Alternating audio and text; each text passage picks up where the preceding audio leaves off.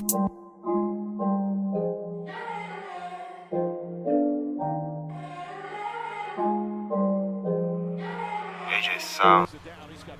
what's good, y'all? It's your boy JP Productions, and I'm back with another hit video for y'all. Today we're going to be going in full detail on how to shoot a fadeaway. Now, I already have a video on the fadeaway, but for this video we're going to be taking it up a notch and explain the topic even more. Now, the fadeaway is a tough shot to master, but it can be done with a lot of work. It requires a strong core and a strong body in general.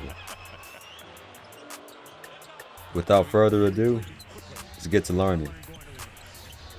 We'll first start off by gaining position. When you're trying to gain position on your defender, you must squat and get low into your defender. No homo though. It's almost like you're sitting down, and as you gain position, your teammates will throw you the ball. That's if you are open and sense that you have the advantage.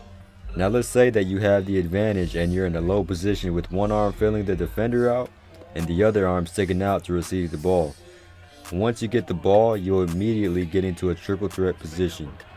You have the choice to either pass it off if you see your teammates cutting, you can attack the basket, or you can create a play and fade away. You know, Roz, I realize that, but you gotta learn those habits high school. Since we're talking about the fadeaway, let's stick with that topic. But before sticking with it, yes, the fadeaway is one shot, but there's two different methods of shots you can do when shooting a fadeaway. Number one, you backing down your defender and then fading.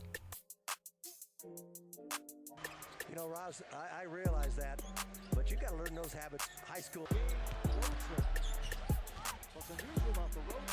Or the next one is picking a spot on the floor to attack towards and then fade back to create space to shoot your shot.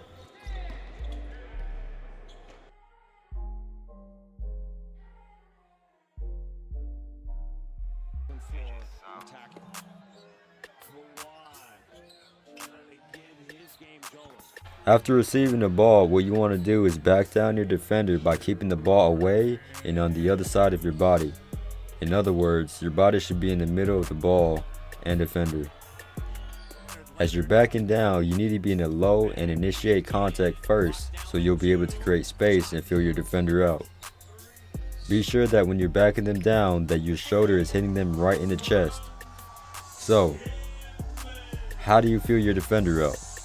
By initiating contact first with your whole body, you'll be able to feel where your defender is at. Is he on my left side, is he on my right side, or is he neutral? By backing him down and filling him out, if you notice him or her leaning on one side of your body heavily, then that'll be the perfect time to fade off the other direction.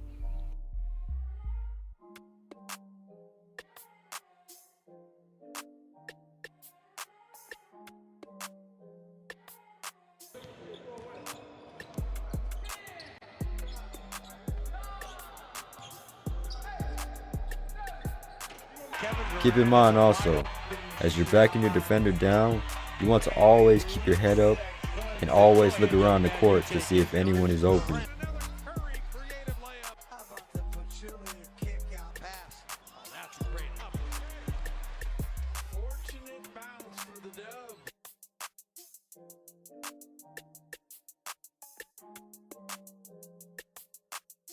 And by using your peripheral vision, you can see your defender. For the last key when backing your defender down, as you're bumping into them, be sure that as you're backing them down, you're pocketing the basketball. By pocketing the basketball, you'll be able to have more options and take more space with less dribbles. Now that you know how to properly back down your defender, let me give you a few tips. When backing down a defender, you should never be facing away from the action on the court. By doing that, you allow anyone to come behind you and steal the ball. You should always be in a position to see everyone on the court, to find an open man or a mismatch. If you ever find yourself facing the baseline and you can see what kind of brand watch that the crowd has, then you're facing the wrong way, my guy. One huge tip that everyone must know is that it is almost impossible to shoot a fadeaway with a one motion shot. One motion shots are meant to be quick. Yes, it's great to have a quick shot, but when shooting fadeaways, the goal is to have control and have hang time to create space away from the defender. With that being said, when shooting a fadeaway, you must have a two-motion shot. Another thing is, when it comes to shooting a fadeaway, you will always find yourself landing further behind than where you started. No matter if we're backing down our defender or picking a spot to fade from, we will always land further back than where we started. So we'll be able to create separation from our defender to get that shot off, no matter what height.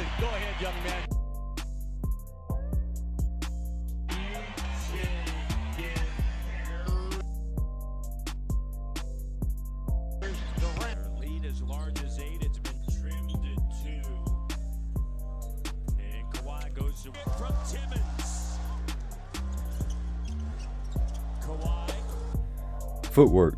If you decide to pick a spot on the floor to pull up to, then you can use the common 1-2 step or use the hop. It's all up to you.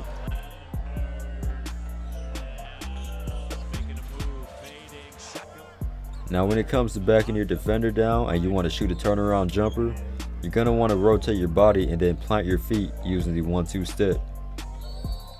Your last foot will be your outside foot and your base should be wide. By having a wide base, you're able to create more space to jump away from your defender and be more unbalanced.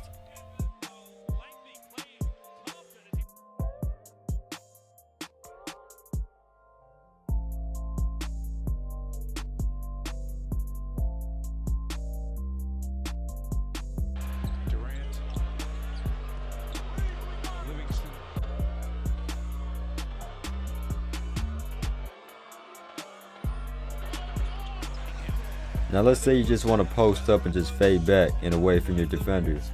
All you have to do is stand in a triple threat position and then fade back and away to get into your jump shot. Here's a quick secret for anyone that's out there that's new to the fadeaway. After backing down your defender and picking up the dribble, whatever foot you plant down first will be your pivot foot, so you won't be able to pick that foot up again unless you're shooting or passing. So once you plant that foot, you're a bit limited to fading towards one direction.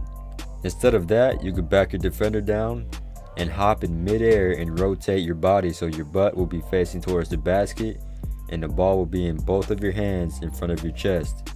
By doing this, you'll be able to lift any foot and shoot any direction because you haven't established a pivot foot just yet due to your dribbling and then hopping in midair. You can always counter by using the shimmy and fade either direction. But be sure whatever direction you decide to shimmy to that you'll keep the ball in front of your chest so you can prevent your defender from stealing the rock. Now, let's get back to the action now, shall we? Remember when I said there were two different methods when shooting the fadeaway? The first one was backing down a defender, then fading back. And the second one was you picking a spot on the floor, then fading back to create space. Let's talk about the first one. Same thing, you want to back down your defender and you want to feel him out. You have the option to shoot a turnaround jumper or just shoot a regular fadeaway. When it comes to both fadeaways, you're just going to want to adjust your arc when shooting your shot. When it comes to shooting fadeaways, you're typically going to have a higher set point versus your regular jump shot. And you're fading back and away from your defender, so when that's the case, you're going to have to raise your arc up some so you won't miss short or at worst, shoot an air ball. When it comes to mixing it up with different combos and etc., that's all on you. Depending on what your defender is doing, you just have to read and react to how they are playing you. So if they're leaning on your left shoulder, then fade off your right shoulder, and vice versa. If you feel them playing you neutral, then you could take the chance to shoot a turnaround fade, or just fade back in general. For this situation, you just have to take the chance and react to how they guard you. Now let's get into picking a spot and fading away.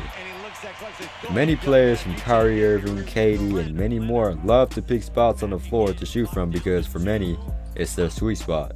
If the ball handler knows they can shoot over their defender, or if they see an open spot on the court and they see the paint loaded, players like to take advantage of picking a spot and fading away to get the easy two. Does a little one-legged step back and off to the play in the opening quarter. Irving forces That is going to cap off today's video explaining the fadeaway jumper. I hope you guys and girls enjoyed it. Be sure to rewatch the video if you are still unsure about anything, and feel free to ask me anything down below in the comments, or go ahead and give me a follow on my socials. Be sure to like, comment, subscribe, and share if you are new. It's your boy JP. Till next time.